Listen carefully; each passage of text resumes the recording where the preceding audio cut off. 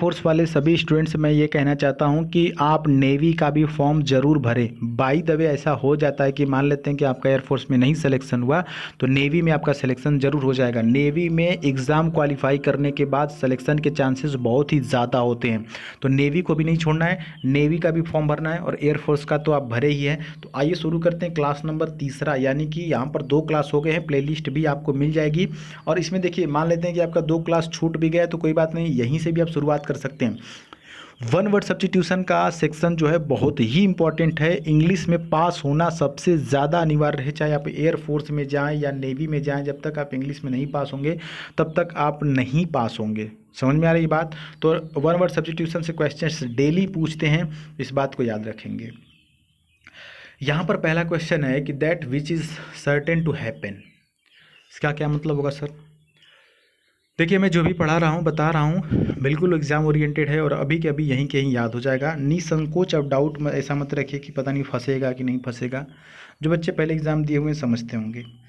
जो होना निश्चित है या तय है या होगा, that which is certain to happen, ऐसी चीज़ें जो होना तय है, निश्चित है कि होगा ही होगा, इसको क्या बोलते हैं? तो इसको इंग्लिश में बोलते हैं, यहाँ पर ऑप्शन नंबर ए हो जाएगा इनएविटेबल। क्या बोलते हैं सर? इनएविटेबल। इनएविटेबल, इनएविटेबल का मतलब होता है अनिवार्य या अपरिहार्य, मतलब जो चीज़ अनिवार्य है होगा ही होगा। बाकी के ऑप्शन देख लेते हैं। यहाँ पर ऑप्शन नंबर बी में लिखा हुआ है इनविंसिबल, जिसका मतलब होता है अजेय। और इनकरिजिबल का मतलब क्या होता है? इनकरिजिबल का मतलब होता है नॉट एबल टू करेक्ट, यानी ऐसी चीज़ें जिसको सुधारा नहीं जा सकता है, असंशोधनीय, दैट इज इनकरिजिबल। इमीडिएट का मतलब आपको पता है तुरंत। नेक्स्ट क्वेश्चन है कि the process of deciding the nature of disease bye examination, क्या मतलब हुआ सर? परीक्षा द्वारा रोग की प्रकृति का निर्धारण करने की प्रक्रिया।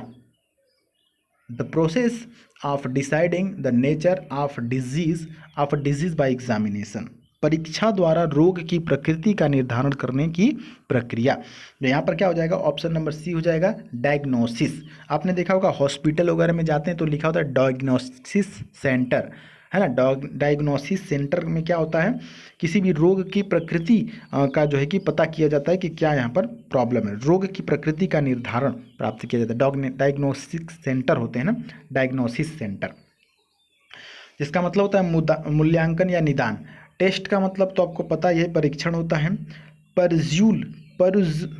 परुजल लिखा हुआ है, ऑप्शन नंबर बी में लिखा हुआ है परुजल। परुजल का मतलब होता है अध्ययन या कि फिर स्टडी, STUDY स्टडी, है ना? अध्ययन या स्टडी।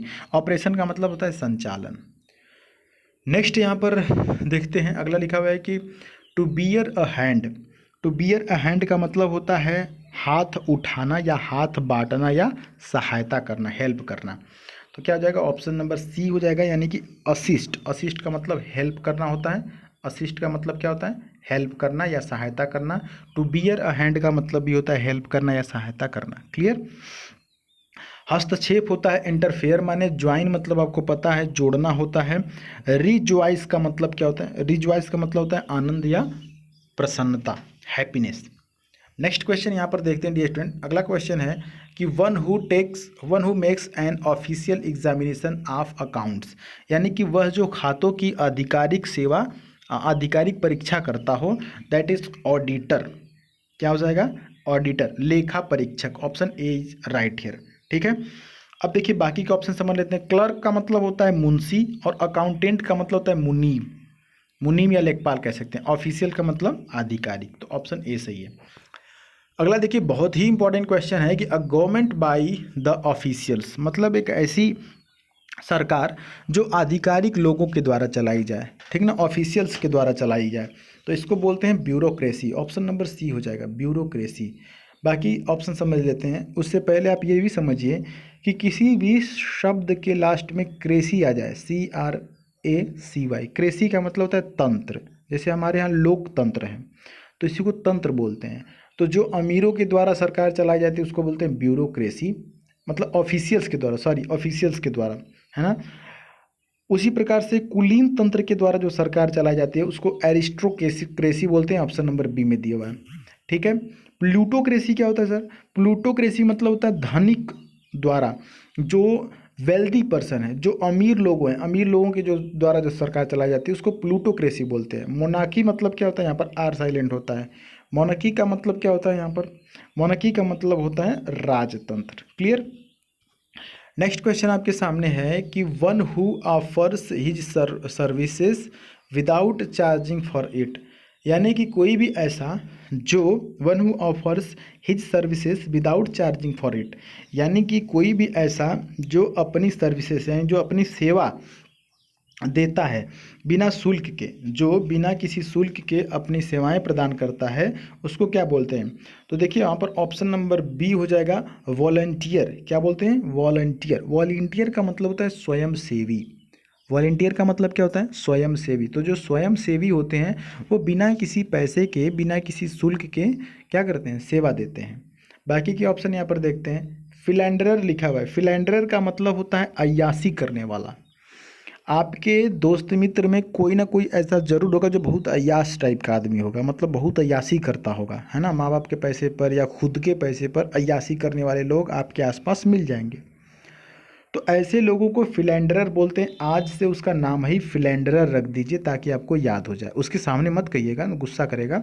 अपने मन में एक इमेज बनाइए कि फलानवा जो है वो फिलैंडरर है। तो फिलैंडरर से क्या होगा, आपको पता चलेगा कि अच्छा अय्यासी करने वाले लोग को फिलैंडरर कहते हैं। इंग्लिश इसी तरह से याद होता है। ऑप्शन नंबर डी को भी यहाँ पर समझ लेते हैं। सर लिखा हुआ है मिशनरी। मिशनरी का मतलब होता है धर्म प्रचारक। ऑप्शन नंबर डी में क्या लिखा हुआ है, मिशनरी मतलब धर्म प्रचारक। अच्छा, मर्सेनरी लिखा हुआ है ऑप्शन नंबर सी में। मर्सेनरी का मतलब होता है किराए या भाड़े का। ठीक है। एक होता है मर्सी, मर्सी का मतलब दया होता है। तो हाँ, यहाँ पर ऑप्शन नंबर बी सही हो जाएगा।